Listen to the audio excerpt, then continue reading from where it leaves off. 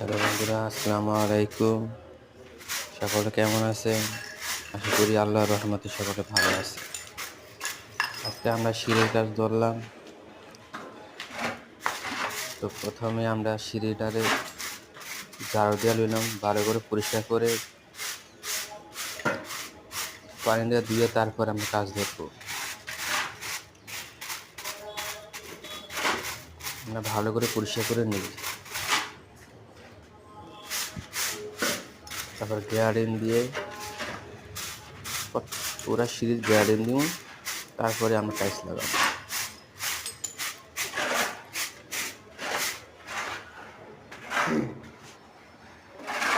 এই যে আমার লোক বালু মিলাইতে আছে।